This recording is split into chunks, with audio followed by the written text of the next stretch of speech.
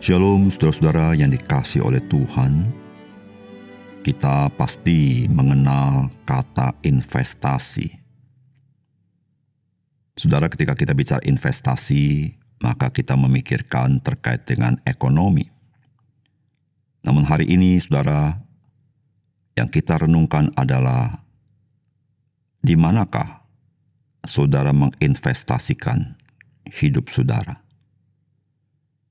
Ketika kita menginvestasikan hidup kita pada hal yang salah, maka kita sebetulnya sedang menyia-nyiakan kehidupan ini. Oleh karena itu, saudara, betapa penting kita melihat apa yang Tuhan ingin kita lihat, agar kita menginvestasikan hidup kita di jalan yang sepatutnya kita lalui. Salam jumpa dalam program Tuhan adalah Gembalaku. Saudara, pada umumnya manusia itu sehari makan 3 kali. Setelah makan, kemudian lagi dia harus makan lagi. Saudara, semuanya itu menandakan bahwa memang makanan yang kita makan tidak dapat selamanya jadi berkat di dalam tubuh kita. Ia akan berubah, dan satu kali dia tidak lagi bermanfaat di dalam tubuh kita. Kita yang berusaha atau bekerja menghasilkan uang sebagai pemasukan. Dan apa yang menjadi pemasukan itu juga kita pakai untuk pengeluaran. Pemasukan dan pengeluaran itu rutin terjadi dalam hidup kita, bukan? Saudara, itulah kehidupan manusia seumur hidupnya selama ia masih kuat untuk bekerja. Atau ada orang setelah mengumpulkan harta yang cukup, dan di hari tua ia tidak lagi dapat menghasilkan, maka harta itu dia pakai untuk menjalankan kehidupan di masa tuanya. Saudara, pertanyaannya adalah, sebenarnya hidup yang seperti apa yang seharusnya dihidupi oleh kita sebagai orang percaya, selain semua yang telah kita uraikan tadi itu? Saudara, mari kita membaca Lukas pasal 5 ayat 1 sampai 11.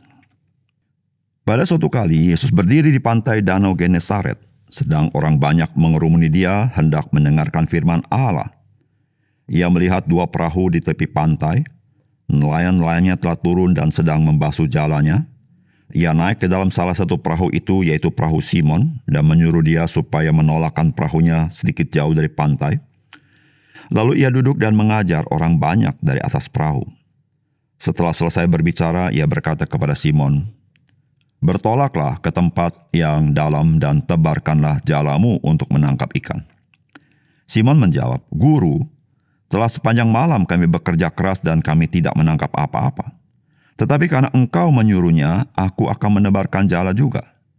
Dan setelah mereka melakukannya, mereka menangkap sejumlah besar ikan, sehingga jala mereka mulai koyak. Lalu mereka memberi isyarat kepada teman-temannya di perahu yang lain supaya mereka datang membantunya.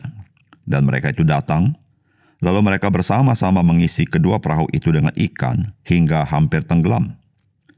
Ketika Simon Petrus melihat hal itu, ia pun tersungkur di depan Yesus dan berkata, "Tuhan, pergilah daripadaku, karena aku ini seorang berdosa." Sebab ia dan semua orang yang bersama-sama dengan dia takjub oleh karena banyaknya ikan yang mereka tangkap. Demikian juga Yakobus dan Yohanes, anak-anak Zebedeus, yang menjadi teman Simon. Kata Yesus kepada Simon, "Jangan takut, mulai dari sekarang engkau akan menjala manusia." Dan sesudah mereka menghela perahu-perahunya ke darat, mereka pun meninggalkan segala sesuatu, lalu mengikut Yesus. Saudara yang dikasihi oleh Tuhan, Tuhan Yesus menjumpai Simon yang saat itu sedang membereskan jalannya. Dan Simon sedang menghadapi permasalahan, yaitu ia tidak mendapatkan ikan semalam-malaman. Tuhan Yesus meminjam perahu Simon untuk ia mengajar orang banyak. Dan setelah Yesus mengajar, ia mengajak Simon menangkap ikan. Dan saudara, kita tahu, hari itu adalah di pagi hari.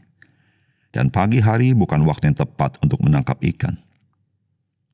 Namun bagi Yesus, Setiap waktu itu baik, karena dialah yang berdaulat, yang menentukan, dan dia pakai sesuai kehendaknya, dan Simon mau taat kepada Tuhan. Dan apa yang terjadi? Tentu mujizat yang terjadi. Simon mendapatkan ikan yang sangat banyak. Saudara, apakah pesan firman Tuhan bagi kita? Saudara, mencari hal-hal untuk penghidupan kita itu adalah tanggung jawab kita di dalam memelihara kehidupan kita di dunia yang sementara ini. Namun berbagi kehidupan yang kekal kepada sesama kita itu merupakan hak istimewa yang berharga dari Tuhan Yesus bagi kita sebagai orang percaya. Yang mana hal itu kita bawa sampai kepada kekekalan. Saudara, firman Tuhan berkata demikian.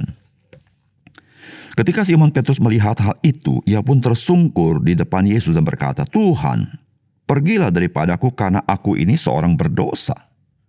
Sebab ia dan semua orang yang bersama-sama dengan dia takjub oleh karena banyaknya ikan yang mereka tangkap. Demikian juga Yakobus dan Yohanes anak-anak Zebedius yang menjadi teman Simon. Kata Yesus kepada Simon, "Jangan takut. Mulai dari sekarang engkau akan menjala manusia." Dan sesudah mereka menghela perahu-perahunya ke darat, mereka pun meninggalkan segala sesuatu, lalu mengikut Yesus. Saudara, dari peristiwa ini apa sebetulnya yang kita bisa dapatkan dari pengenalan kita akan Tuhan Yesus? Saudara, Tuhan Yesus, apakah dia tidak peduli dengan penghidupan kita? Apakah dia tidak peduli dengan pekerjaan kita? Apakah dia tidak peduli dengan usaha kita? Apakah dia tidak peduli dengan pergumulan kita? Saudara, dari peristiwa ini kita menyaksikan Tuhan Yesus peduli kepada pergumulan Simon Petrus. Tuhan Yesus peduli kepada perekonomian Simon Petrus. Tuhan Yesus peduli dengan usaha Simon Petrus. Dan Tuhan tahu hari itu Simon Petrus sedang gagal. Apakah Tuhan membiarkan? Dari peristiwa ini kita tahu Tuhan tidak membiarkan. Namun Tuhan tidak bikin mukjizat serta-merta. Tapi dia mengajak Simon Petrus berjalan bersama dengan dia. Dan menyaksikan bagaimana Tuhan Yesus, dia peduli kepada Simon Petrus. Apakah berhenti sampai di sana? Tidak. Setelah Simon Petrus melihat apa yang Tuhan Yesus lakukan, maka Simon Petrus sadar siapakah dia di hadapan Tuhan. Namun apakah hal itu membuat Tuhan meninggalkan dia? Tidak sama sekali, bukan. Alih-alih Tuhan Yesus meninggalkan dia, justru Tuhan Yesus memanggil Simon Petrus. Dan dia berkata bahwa sekarang ini dia akan membawa Simon Petrus untuk menjadi seorang penjala manusia. Saudara, peristiwa ini luar biasa, bukan? Mengapa luar biasa? Saudara, Tuhan mengerti penghidupan kita. Tetapi Tuhan tidak membiarkan kita hidup hanya untuk hal-hal yang sifatnya sementara. Tuhan ingin membawa kita kepada hal-hal yang sifatnya bernilai kekal. Saudara, hal-hal sementara itu kita butuhkan. Tetapi Tuhan ingin kita memiliki hal-hal yang sifatnya kekal. Karena itulah nilai kehidupan kita. Saudara dikasihi oleh Tuhan. Penghidupan kita merupakan tanggung jawab kita. Namun meskipun itu tanggung jawab kita, saudara, Tuhan Yesus mau berjalan bersama kita, memimpin kita, memberkati kita. Namun tidak berhenti di sana. Tuhan ingin mengajak kita untuk melakukan perkara-perkara yang bersifat kekal. Dia mengubah kita bukan sekedar menjadi penjala ikan, namun ia mau memakai kita menjadi penjala manusia. Saudara yang dikasihi oleh Tuhan, jikalau hidup kita hanya berputar-putar pada penghidupan kita, saudara, satu kali semua itu akan kita tinggalkan.